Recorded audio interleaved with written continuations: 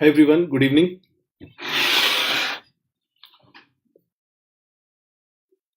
Yeah. So let us start with this session. Just a minute.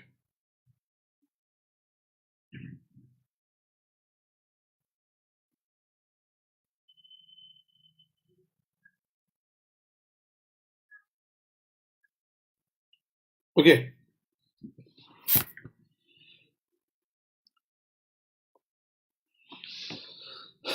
So in this Let's Revise Surgery, I welcome you all to Unacademy. So do not, this is the last chance to get some extra privileges and some extra offers. So do utilize that chance.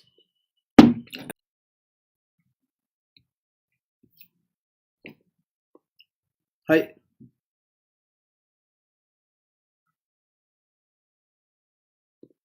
Hi. Hi. Is audio video clear to everyone? Okay. So today we am going. Can anyone please tell me how to differentiate between pneumothorax, massive hemothorax, tension pneumothorax, if percussion note GBP finding is not given? Okay, I'll discuss. Sean, I'll discuss that part also. Okay, so today the first topic that we are going to we are going to talk about is a biliary injury. So we are going to revise that topic. That's a very important topic for your exams. So the first thing is, let us try to understand the classification of biliary injury. The classification that we have, what is the name of that classification? We have Bismuth and Strasbourg's classification. So let us talk about the Strasbourg and Bismuth classification of biliary injury. So when we talk about the Strasbourg and Bismuth classification of biliary injury, what is it all about? Yeah, let us try to understand. It is a classification which contains the grading for the injury as well as the stricture. Type A, it means a minor duct injury, or cystic stump leak, or a cystic stump leak. So what do you mean by this concept of minor duct injury or a cystic stump leak? Let us try to understand this. This is a very simple, straightforward concept, that there are some accessory ducts. There are accessory ducts which are connected to the gallbladder also, and maybe they are connected to the hepatic system. So, like duct of Lashka. So when you remove the gallbladder, you might avulse them, you might damage them, and there may be a minor leak. This is what is known as a minor duct injury. So they're all accessory, small, non-important ducts. Or students, you might have, this is the cystic stump, and most of the people are using Liga clips. Yeah, because Hemolock, which I actually use in my surgeries, is very costly. So many people are using Liga clips and they don't know how to put it properly, or sometimes you have put it, they have not bared off the bile duct, so the fat gets atrophied over the time. The fat gets atrophied and they become loose and they may come out. Yeah. So this is what is known as cystic stump leak, and in that case, the bile leak is inevitable. You have to have this biliary peritonitis. So what is this known as? This is a type A. So cystic stump leak. Next is type B. When we talk about type B, it is including the segmental duct injury, like right hepatic duct, or maybe right posterior, right anterior, left medial, left lateral. So segmental duct injury with obstruction. Now, what do we mean by segmental duct injury with obstruction? Segmental duct injury with obstruction. Let us try to understand this. Segmental duct injury with obstruction. When we are seeing this concept of segmental duct injury with obstruction, try to understand it like this. So this is the biliary tree that you are seeing. Yeah. Now suppose you were doing a cholecystectomy You were doing a cholecystectomy, and during cholecystectomy, you ligated this duct, and not only did you ligate it, you divided it also. So isn't it a biliary injury? Yeah, this is a biliary injury. And this is what type of injury? You have ligated a segmental duct.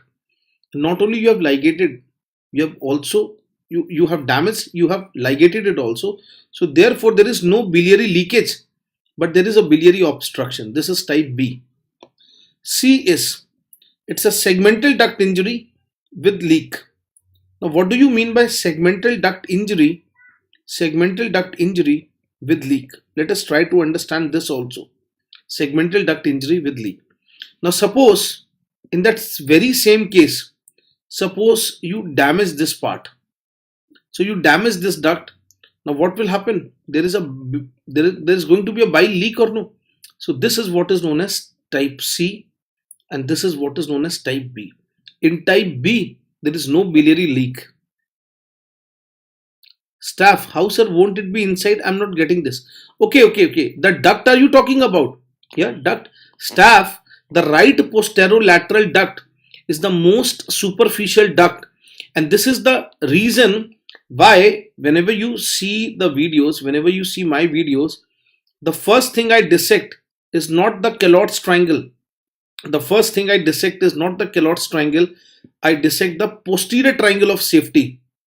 I always dissect this part. Why? I want to separate the biliary structures. So what happens? There is a dense adhesion, and your instrument, you are dissecting in this posterior part, and you don't come to know when you you dissect out and pull out the posterolateral duct and damage it, and you can say ligate it also many a times. Is that clear or no? So the first thing that we need to do is dissect the posterior window of safety, because once you pull the gallbladder, when you dissect this window of safety and pull the gallbladder towards yourself, you will damage anything belonging to the gallbladder and its structure, but not belonging to liver or bile duct. Are you getting this or no? Many a times in case of Mirzis also, there are dense adhesions. Chronic cholecystitis, this is a very common mistake. Many people start dissecting with the hook, and that is the time they may pass a thermal injury there. Yeah. So it's very easy. It's common. Now, type D. What is type D? This is a lateral wall biliary injury. Lateral wall biliary injury. So lateral wall bile duct injury. What do you mean by lateral wall bile duct injury? So basically this is an injury to CBD. This is the main CBD which has been damaged. So this is what is main CBD. So this is what is a type D, lateral wall biliary injury. Yeah. Then we have type E, which is for strictures. So when we talk about the strictures, what are the types? We have E1, which is stricture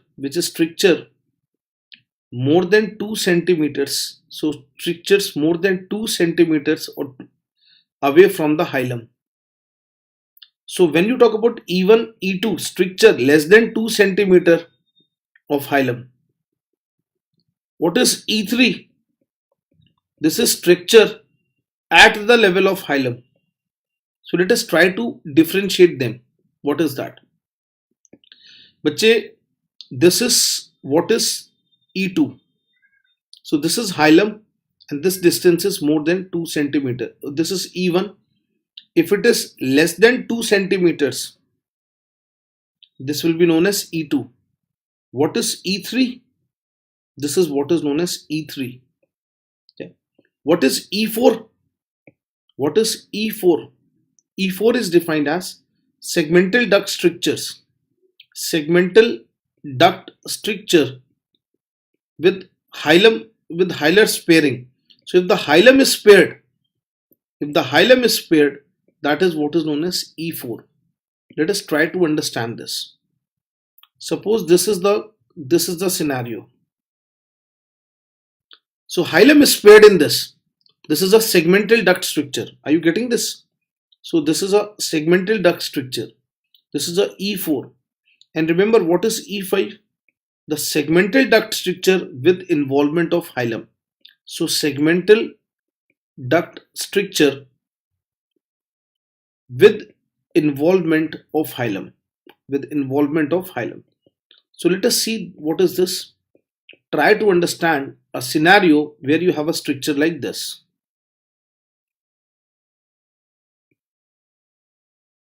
Can you see?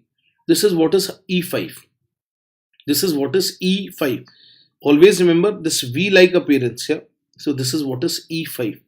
This V-like appearance that you have in this. So the hilum is also involved. So E1, E2, E3, E4, E5. And we have seen type A, type B, type C, type D. Now let us try to understand. Last year NEET. What is the investigation of choice? What is the investigation of choice is in case of biliary injury. Now, but if this is the question is a bit vague and broad in sense. So you should tell that if you have to mark a single answer here, you will say ERCP. Why it is ERCP? Why? Because ERCP is not only diagnostic but also therapeutic. Why? How you can say it's a therapeutic? Students, you can put a stent. Yeah, you can put a stent here. So by putting a stent, you can allow the bile to flow through that stent rather than leaking into the peritoneum and causing a biliary peritonitis. But if you get a question, the first line investigation for suspected biliary injury. Now what is the answer here? Come on, tell me. The first line investigation for a suspected biliary injury. So if you have a patient of suspected biliary injury, what should be the first line investigation? Answer is MRCP. So there are different type of questions being asked and they have a different answer. So where we have to write ERCP, where we have to write MRCP, let us see. Okay. The next thing is, there's some problem with the screen. Yeah. Okay. The next thing is, let us talk something about the approach to biliary injury. Is this classification clear or no? So management. So management of biliary injury. So whenever we are talking about biliary injury, the very first thing that we need to ask to ourselves, when have you detected it? Have you detected it during the surgery? No, but a Dormia basket is not staph. Dormia basket is for stone. What is a Dormia basket? It is a wire which you can relax and you can entrap a small stone here. You can entrap a small stone. You can crush and bring it out, or you can bring it intact out. This is what is Dormia. So Dormia basketing has no role here. Are you getting this? So there is no point of using a Dormia basket here. Is that clear, staff? Okay. So whenever we are approaching a patient of biliary injury, the next question is, when have you detected? So time of detection. So when we talk about the time of detection, the next very important thing that we all have to understand is it detected during surgery? Is it detected during surgery? Or has it been detected post surgery? So the scenario is totally changed during surgery and post surgery. Now suppose you have detected it during surgery. If it has been detected during surgery. So when it has been detected during surgery, the next thing that you will ask is it a known duct? Do you know the duct? So is it a known duct injury?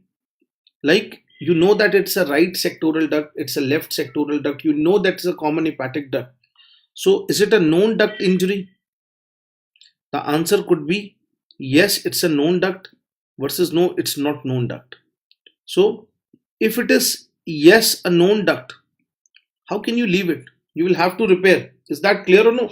So if it is a known duct injury, you'll have to go for urgent surgical repair. Urgent surgical repair. Now the question is, if you don't know the duct, that doesn't mean that it cannot be a major duct. So if the answer is no, that you don't know the duct, the next thing that you have to ask to yourself is, if you have the facility of intraoperative cholangiogram. So what is this IOC? IOC is intraop cholangiogram. Now what are you going to search on this intraop cholangiogram? On intraop cholangiogram, you search for two important things. What is that? The duct diameter. Yeah. So what is the duct diameter? Let's say if the duct diameter is more than 4 mm, obviously it's a major duct. Therefore it's a major duct, and since it's a major duct, therefore you have to go for repair. You getting this? If the duct diameter is less than 3 mm, duct diameter is less than 3 mm, you will have to go for what? Ligation. So ligation of the duct, ligation of the duct. Don't worry, it's a minor duct.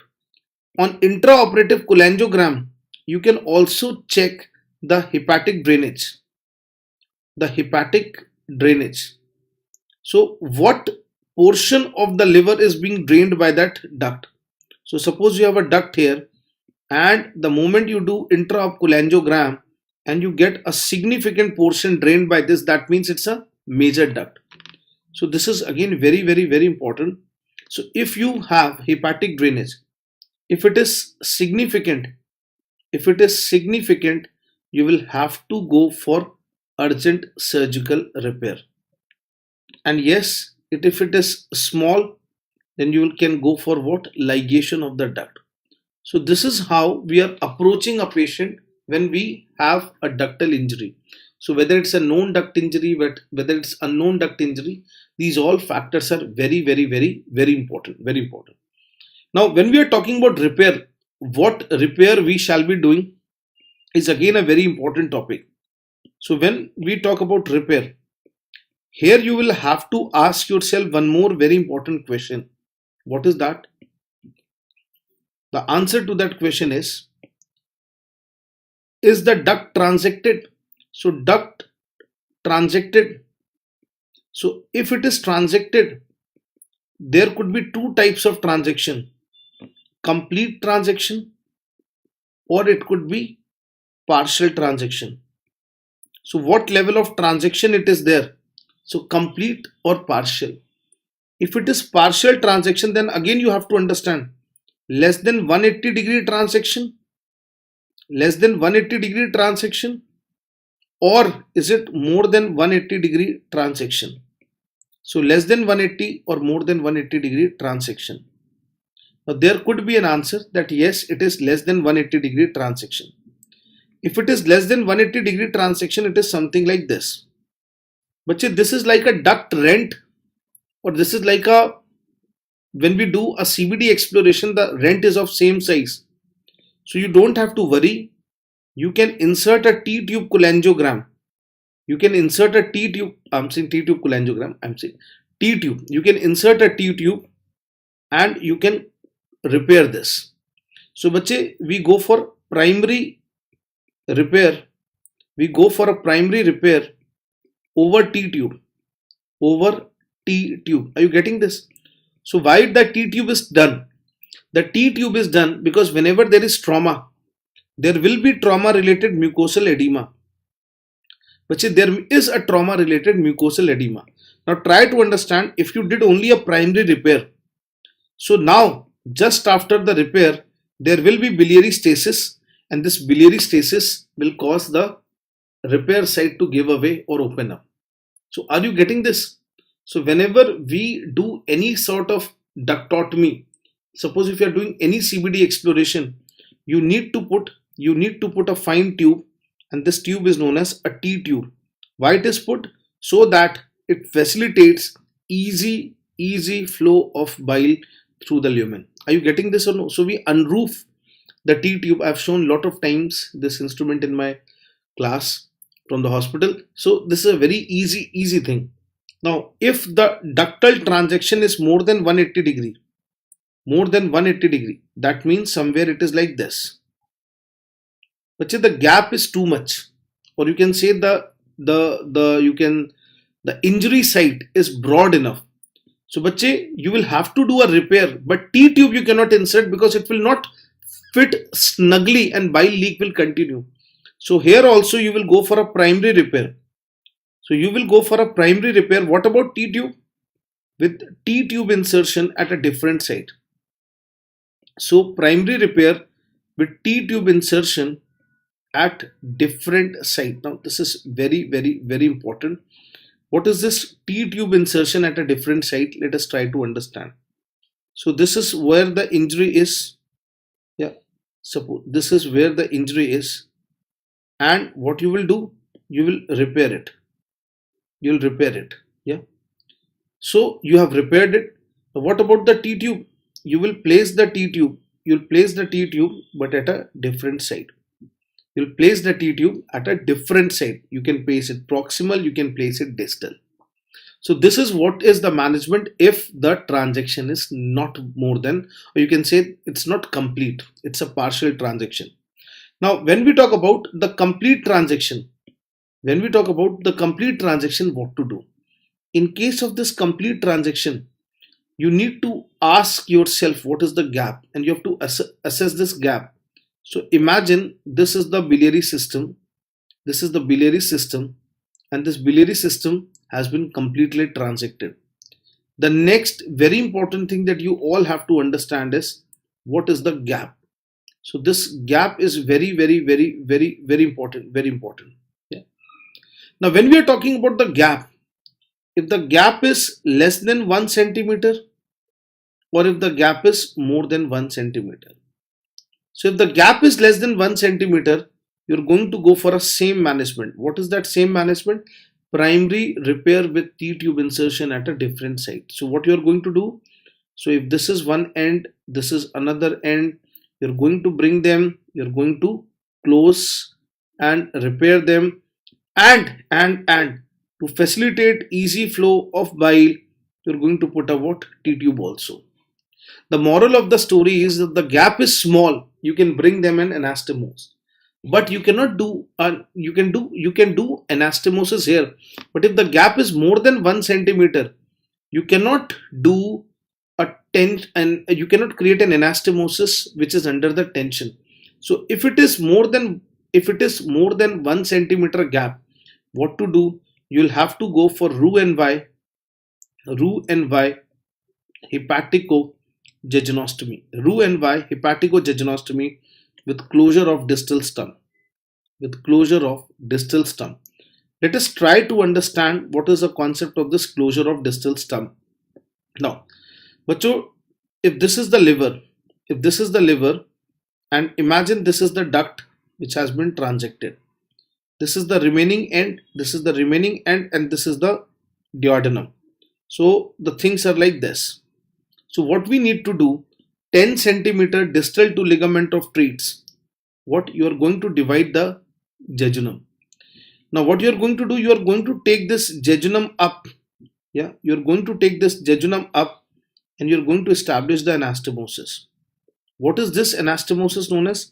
Hepatico-jejunostomy. This end you need to close, the closure of the distal end. And what about the remaining end here? You need to continue and reinstate it.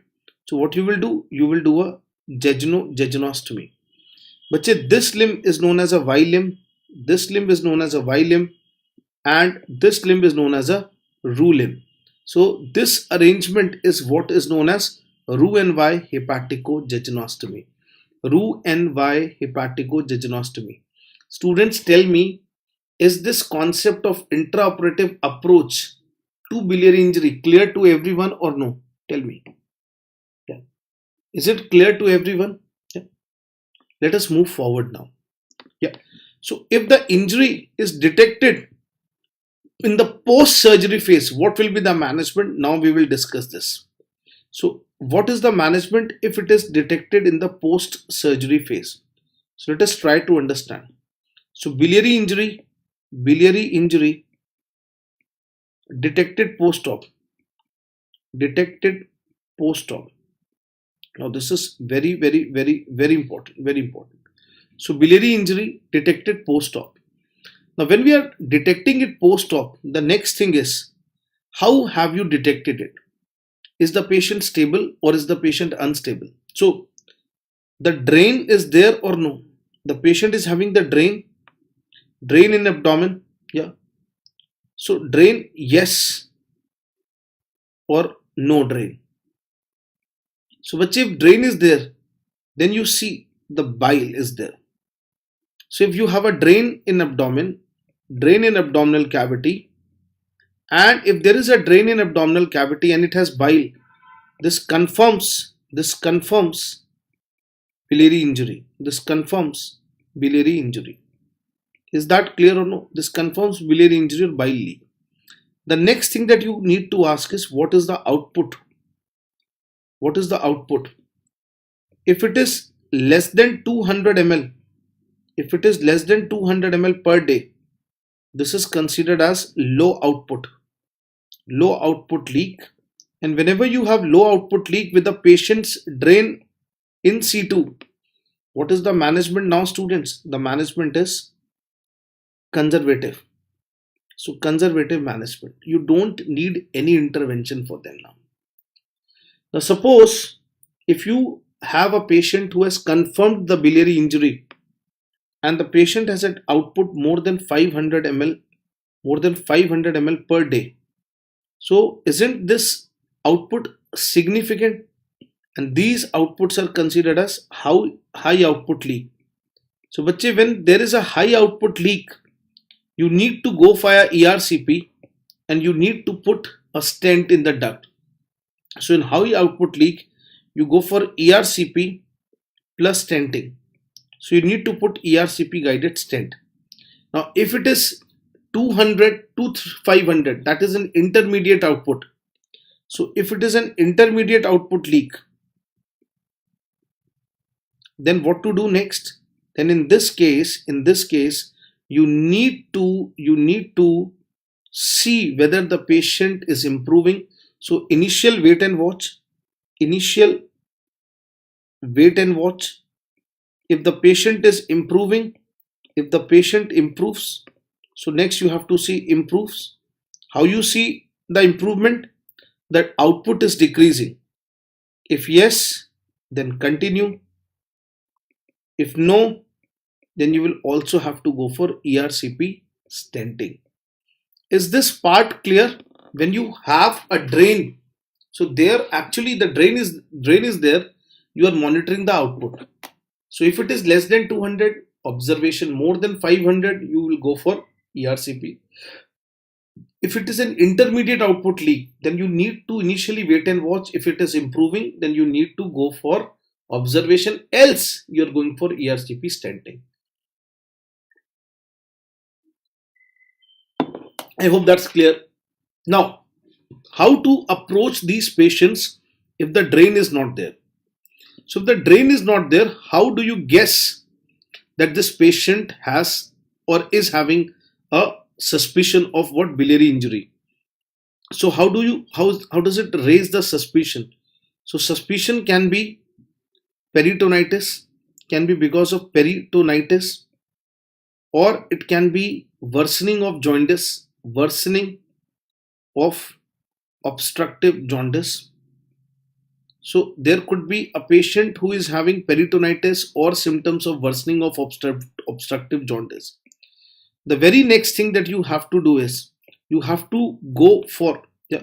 So in this case, if the patient is having no drain in the abdominal cavity, if the patient is having peritonitis, worsening of obstructive jaundice, if the patient is having yes or the patient is no. So there is a suspicion without peritonitis. That means in this case, what to do next? Yeah, you have to go for USG guided percutaneous drainage. So USG guided percutaneous drainage. Okay. And how do you raise the suspicion? On MRCP. So you did MRCP and MRCP showing you a drain. The next thing that you need to ask is, how do you manage? And this depends whether there is peritonitis or no. So USG guided percutaneous drainage. Students, if the patient is having peritonitis or worsening of obstructive jaundice, in that case, you need to see the duration. Yeah, you need to see the duration of the symptoms, duration of the before that, let us go for surgery. You have to go for surgery. Now when you are going for the surgery, the next thing is duration of the symptoms. Now why duration of symptoms is very important? Answer is, if the duration of symptoms is less than 72 hours, less than 72 hours, I can attempt Roux-en-Y hepatico-jejunostomy, and this is very important. So if the presentation is within the 72 hours, if presentation is within 72 hours, I can go for hepatico-jejunostomy. Is that clear to everyone or no? Now if the presentation is beyond 72 hours, if the presentation is beyond 72 hours, then what to do, students? Yeah, you need to stabilize the patient. And why the patient is getting destabilized? Because of the accumulation of bile in the peritoneal cavity. So bache, you have to control this free spillage of bile in the abdominal cavity, and you need to get it out. So you can go for T-tube insertion. Basically we go for T-tube insertion. So T-tube insertion. Now what is the aim of this T-tube insertion? What is the aim of this T-tube insertion during surgery? To convert uncontrolled leak into a cutaneous, into a controlled fistula. So bache, the leak which was uncontrolled, and it was leaking anywhere in the abdominal cavity. Now when you have inserted a T-tube, now the bile is coming out, and you have converted an uncontrolled leak into what? A controlled fistula, and this is how you are going to stabilize the patient. Now bache, what do we do for them? What do we do for them? For this group, you are going to reassess. So you are going to reassess, and when are you going to reassess? You're going to reassess after 6 weeks. So reassess after 6 weeks. And how do you reassess? This is on ERCP or MRCP. So basically we go for ERCP or MRCP. If the stricture persists, if the stricture develops, or if the injury persists, so if the injury persists or if the stricture develops, then you are going to go for Roux-en-Y hepatico-jejunostomy. Are you getting this? So we are going to wait for either spontaneous healing or the stricture to develop. So when this happens, we go for Roux-en-Y. So ultimately, Roux-en-Y is your savior.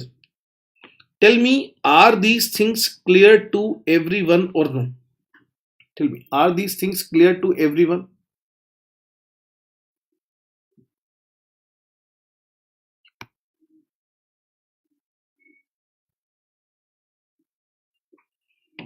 Okay, let us move forward now. Done? Any problem in this part? Yeah. So this is all that you have to know about the biliary injury. Biliary injury.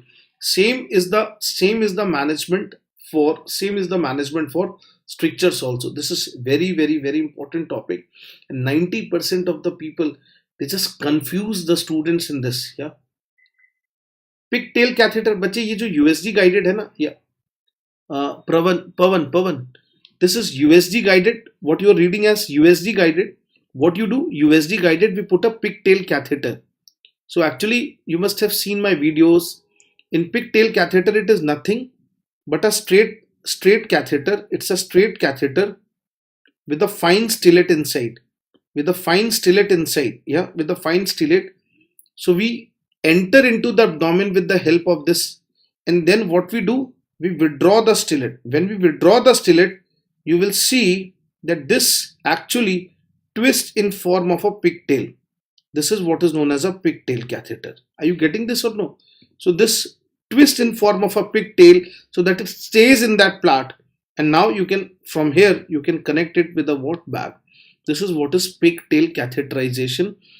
So whenever you go for a USG guided, you use either 10 or 12 or maybe 14 number of pigtail catheter. Is that clear? That is how. So USG guided pigtail catheterization is basically your that's the same thing. That same thing. USG guided percutaneous drainage or percutaneous catheterization. So let us see if we can do one MCQ on this. Let us see if I have one MCQ. The image base. Chalo.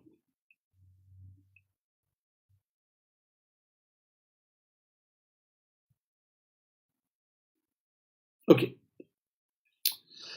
Let us do one classical MCQ. This is not of this topic. Let us do. All except are true for the wounds. So the next topic that we are going to revise is on wounds. So all except are true for wounds. Come on, answer me this question. All except are true for wounds. Class 2 wounds are always surgically created. Class 3 wound is associated with spontaneous viscous perforation. Class 1 wounds are associated with no contamination. All are true. Anything? All are true. Let us discuss one concept on wounds also. So let us see. Now, this is again a very important topic for your exams. The topic of wounds and SSI. So when you talk about wounds, the surgical wounds are of 4 types. So we have class 1. What do you mean by class 1? They are the clean wounds. So they are the clean wounds. What do you mean by clean wounds? Very good, DK. Very good. You're right. Absolutely right. So when you talk about class 1 wounds, which are clean wounds, they mean that there is no entry. There is no entry into GIT, GUT and respiratory tract. Point number 1. And second is there is no infection associated with them. But contamination may be there, but infection, that is proliferation of those contaminated bacteria, is not there. Do they carry a risk of infection? 1 to 3% or maybe 1 to 5% risk of SSI, risk of surgical site infection is there. Sir, diabetic patient with asymptomatic gallstone is indication for cholecystectomy. Practically, if the diabetes is controlled, you may not. You may wait and watch. Are you getting, Pavan? Theoretically. So theoretically, diabetic patient with asymptomatic gallstone, wait and watch. But from a doctor's perspective, so if you have to mark it in answer, you will say that wait and watch. But from patient's perspective or doctor's perspective, try to understand that there are many patients who don't know the definition of asymptomatic. So I'm talking as a patient and doctor. For exam, you have to mark, yes, it's not an indication. But many patients don't know what is actually the symptom complex. So they may be having dysphagia. You know, in diabetes, the symptoms are actually masked. Since the symptoms are masked, the patient might not be able to appreciate that symptoms. Is that clear? And these recurrent acute cholecystitis might result in the adhesions with the pericholecystic viscera, and this might also lead to a silent erosion of this stone into the nearby bowel, and this is what is known as a cholecystoenteric fistula resulting in gallstone ileus. So this is very important. So this is class 1, and now let us talk about the class 2 wounds. So when we talk about the class 2 wounds, what are class 2? They are clean contaminated. Clean contaminated. What is thyroidectomy? Tell me. Thyroidectomy, you are not entering into the GUT, GIT respiratory tract. You're not opening up the trachea. So it's not a class 2, it's a class 1. Mastectomy, class 1. Excision of a superficial lipoma, class 1. Are you getting this? So class 2 wounds. Knee replacement, class 1. So class 2 wounds are clean contaminated. Why they are clean? Because they are surgically created. And why contaminated? Because you enter into a domain where bacteria are always present. Like any surgery of hollow viscous, GIT, GUT, respiratory tract, they're loaded with bacteria. So there is entry into GIT, GUT, respiratory tract with no spillage, with no spillage or minimum spillage. So with no spillage or minimum spillage. Are you getting this or no? So with no spillage or minimum spillage. So entry into GIT like cholecystectomy, like hemicolectomy, all these things are very, very, very important. So they are class 2 wounds. Try to understand, but they also carry a risk of contaminant infection. So 2 to 9% risk of SSI. So 2 to 9% risk of SSI is there. What is SSI? Surgical site infections. Then we have the class 3 wounds. If you see, class 1 and class 2 wounds are exclusively associated with surgery. Class 3 can be seen outside surgery also, and they are what is known as contaminated wound. Contaminated wound. What do you mean by contaminated, and what is the risk of SSI? 3 to 13% risk of SSI. 3 to 13% risk of SSI. And what are they? All the fresh accidental wounds. All the fresh accidental wounds. So when we talk about fresh accidental wounds, they belong to what? Contaminated category. Entry into GIT, GUT, respiratory tract. Entry into GIT, GUT, respiratory tract with gross spillage. With gross spillage. Are you getting this? So, bache, suppose I'm doing cholecystectomy and there is accidental perforation of the gallbladder and all the infected bile drained off or spilled off in the abdomen. This is now class 2 converting into class 3. Same, right hemicolectomy, class 2. During colectomy, your clamp slipped off and all the fecal material, the patient was not prepared, the bowel was not prepared, and there was fecal swelling into the abdomen. That is what a class 3 wound now. So entry into GIT, GUT, respiratory tract with gross spillage. This is very important. And then 3 is any place, any condition where there is gross breach of asepsis. So whenever we talk about gross breach of asepsis, this is very, very, very important. Gross breach of asepsis is important.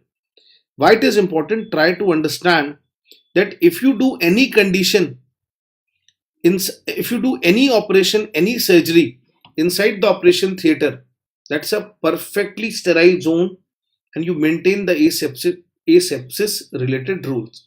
But if you are operating anything outside the OT, there is breach of asepsis. Like ER room, example I am giving you, ER room, open cardiac massage.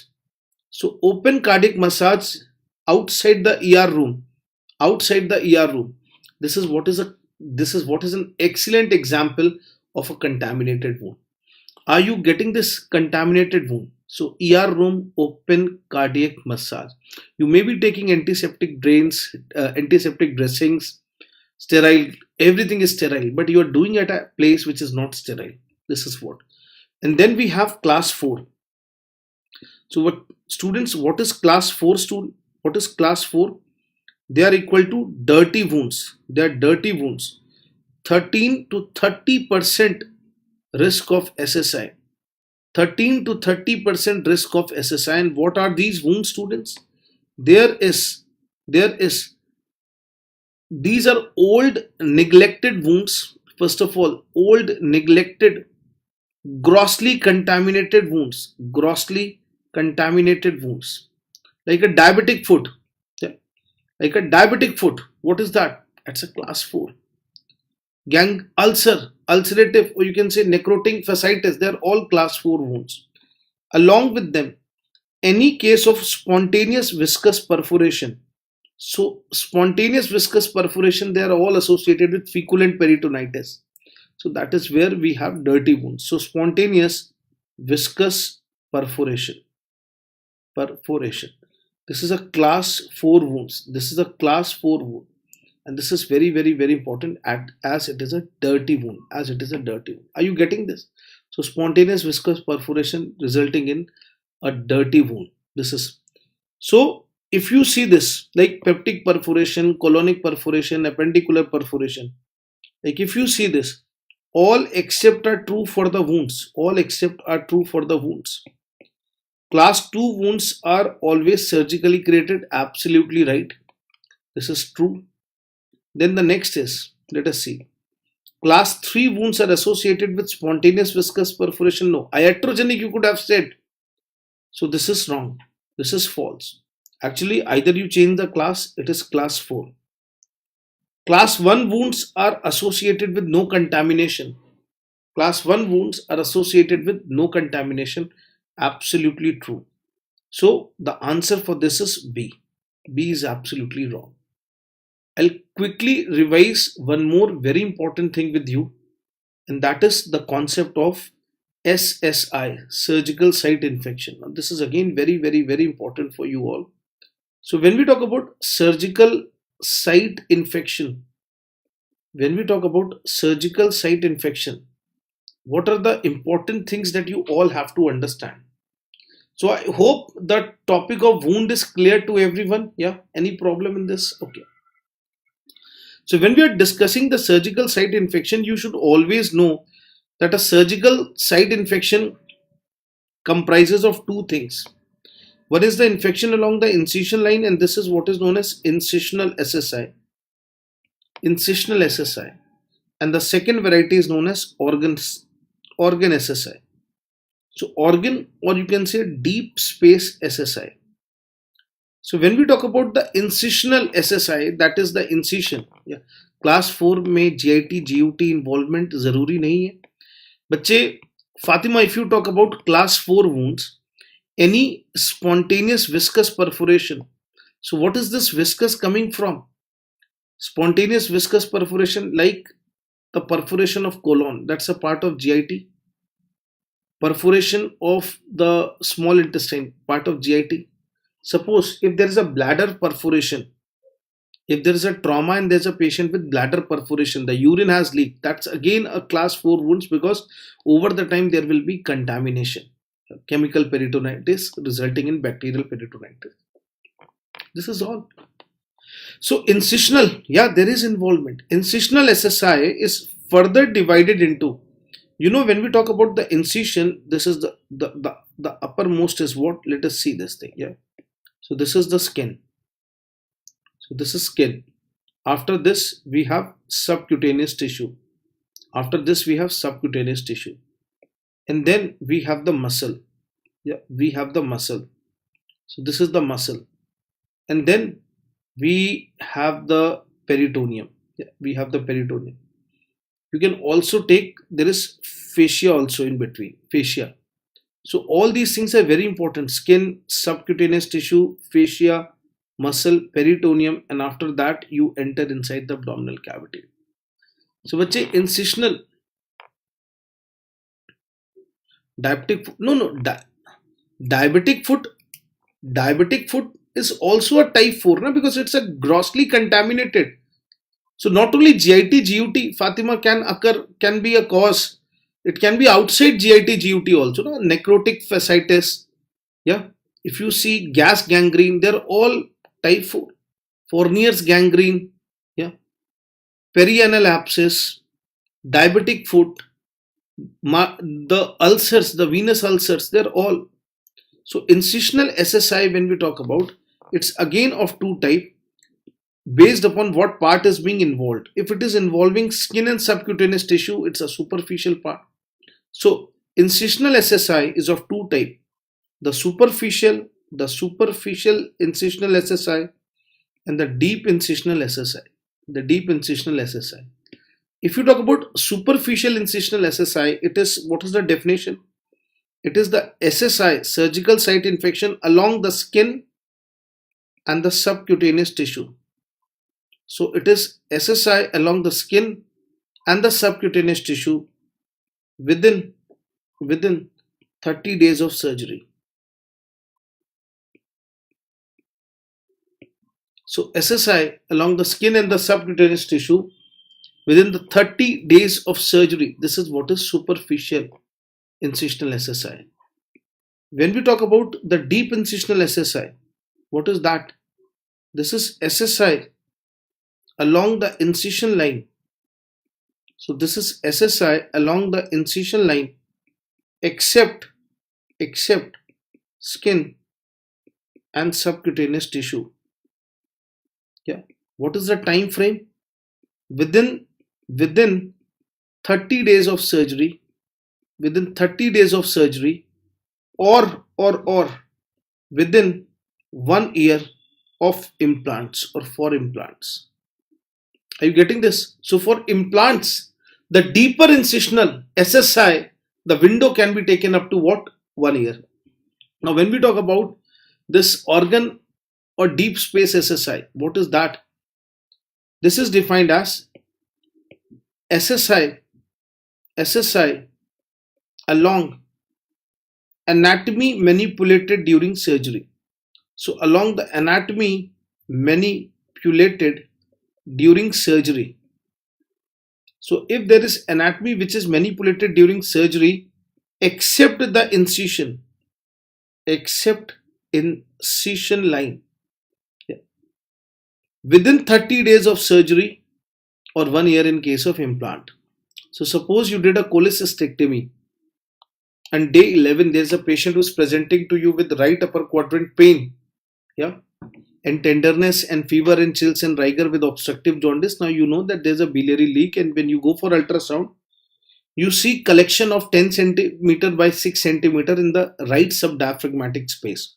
So is this SSI? Yes. What type? Deep space or organ SSI. Why?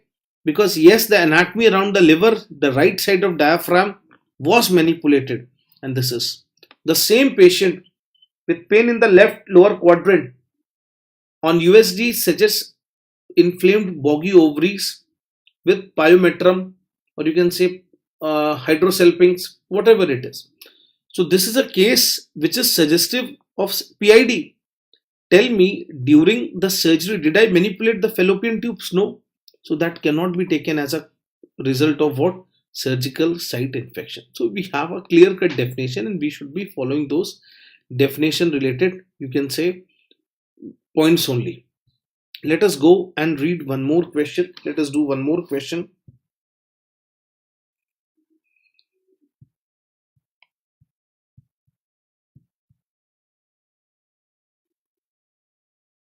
Okay, tell me. All except are true. All except are true for the trauma patients. Tell me this question. All except are true.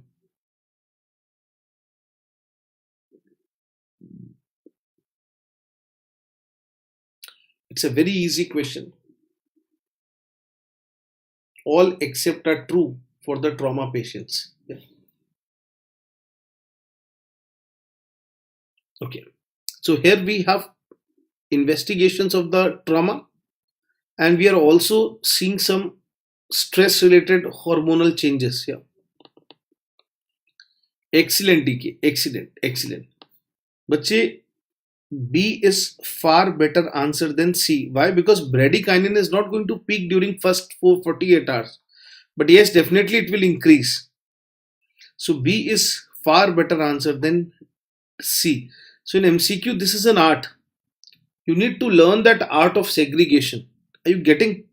So let us discuss few important things.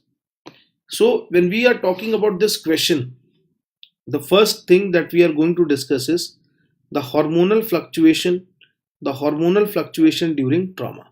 Yeah. So, or you can say hormonal changes during stress. So the first thing is hormonal changes with stress. So when we talk about hormonal changes with stress, oh, Venkat, it is, oh, DK, you are Venkat. Okay, great. I was not knowing your code. So are you happy? You said to revise the biliary injury. I revised just because of you, and I was thinking you did not attend the class. Okay. So when we talk about the hormonal changes, let us see this thing. Okay. There are two sets of hormone. One is which increases, one is which decreases. Yeah. So what are the hormones which increase? Why you have kept a name DK? Why? Inspired from that movie Soldier? Yeah, who is DK? DK. Okay. So the cortisol is a very important hormone. Cortisol is first to rise and last to fall. So cortisol is the first to rise and last to fall. Point number one. So this is one very important thing, cortisol. The second thing is we have growth hormone. So we have growth hormone. So cortisol, growth hormone. The next is we have prolactin. We have prolactin. What else? We have bradykinin. We have bradykinin. So cortisol, growth hormone, prolactin, bradykinin. What else? What else? We have glucagon. Glucagon. So these are all the things that increase. Catecholamines. Catecholamines, which increase during the stress or the trauma. Now, what are the set of hormones which actually decrease? You cannot compromise with the energy resources. So anything which is going to reduce your glucose reserves has to be decreased. So insulin, there is insulin, decrease in insulin, and also there is increase in insulin resistance also. So the body and the organs increase their threshold against what? This insulin resistance. Next is we have the TSH which decreases, and also there is decrease in free form of T3. Why there is decrease in free form of T3? So you must be thinking, sir, TSH is decreasing, so T4 is increasing, and when T4 is increasing, why not free T3 is increasing? This is very important concept. Why there is a relative decrease? Why there is a relative decrease? Can anyone tell me? Because more and more of T3, normally T3 gets converted into two forms. One is a functional variety and one is a reverse T3. In a normal population of individuals, the major fraction of T4 converting into T3 is a free T3, active free T3, and a small proportion is what? Reverse T3. But in case of stress, there is increase reverse T3 formation, and since there is reverse T3 formation, the moment it is created, it is damaged, it is broken down, degraded, and you can say left off. So therefore, when you see in proportion to T4, the T3 is not there, and we say that the T3 is decreasing. So this is actually a relative decrease. Along with that, the insulin like growth factors are going to decrease. The insulin like growth factors are going to decrease. What else is going to decrease? The testosterone, the testosterone, the progesterone, and we have gluco, you can say, and the estrogens. They're all going to decrease. Now, when we are talking about approach towards abdominal trauma, this is also very important. So, diagnostic approach towards abdominal trauma. So, whenever we have a patient of abdominal trauma, always try to understand. Ask yourself what is the nature of injury, whether it is a penetrating injury or whether it is a blunt trauma. So, if you are dealing with a patient of penetrating injury, the next thing that you all need to understand is whether it is a stable patient or unstable patient. But a patient of penetrating injury who is unstable, you don't even waste single minute. You don't even waste single minute, and you directly go for what? You directly go for exploratory laparotomy. Exploratory laparotomy. Are you getting this? Exploratory laparotomy. This is very important. Now, if you have a stable patient, what to do, students? What to do? In this case, you'll go for CCT. Now, a very important thing is penetrating injury. with any of them. What is any of them? Yeah, any of them, like gunshot or evisceration. Gunshot. Very good, Danish. So evisceration, fast is not having a role here. In penetrating injury, fast has no role. So evisceration, gunshot. The third is bleeding via natural orifice. Suppose someone has stabbed over the abdomen and patient is having a bleeding PR. That means there is a breach of GI tract. So bleeding via natural orifice, evisceration, or impaled object. Impaled, that means the weapon is still there. So impaled object. So in this case, you're not going to take out a weapon because weapon may be concealing an injury and may also be acting like a tamponade. In all these cases, you have to go for surgery irrespective of the GCS, or you can say irrespective of the status. Remember, any surgery done with an intention to save life is always justifiable everywhere. Is that clear? So you'll not wait for the patient to develop feculent peritonitis and then you will say, I'll take a chance. So when it comes to blunt trauma, then the next question is whether the patient is stable versus unstable. So if the patient is stable, you are going to go for CECT. Remember, unstable patients cannot be moved here and there. Whatever you have to do bedside, or you will straightforward take the patient to OT. So you cannot bring the CT machine bedside. The only option is you have to go for bedside quick assessment with the help of an ultrasonic, you can say, probe. So what is that known as? Unstable blunt trauma. FAST is a decision making tool. But if FAST is a decision making tool, if the FAST is positive, you'll go for surgery. If the FAST is negative, then you will do a redo FAST. And when you will do this redo FAST, this is done after 30 to 45 minutes. After 30 to 45 minutes, you do a redo FAST. Now this redo FAST, if it is positive, it is fine. If redo FAST is negative and the patient is unstable, that means what do you do in FAST? You're looking at the three pouches of the abdominal cavity. Yeah, splenorenal, hepatorenal, and pouch of Douglas.